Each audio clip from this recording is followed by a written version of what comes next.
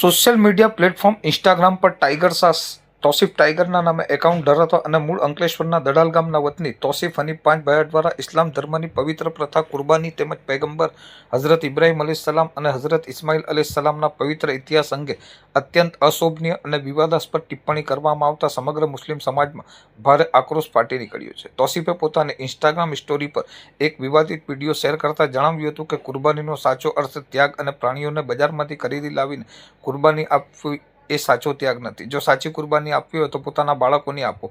આ સાથે જ તેણે મનુષ્યના માંસ વિશે પણ આપત્તિજનક શબ્દોનો પ્રયોગ કર્યો હતો, જેના કારણે સમગ્ર મુસ્લિમ સમુદાયની ધાર્મિક લાગણીઓ દુભાઈ છે.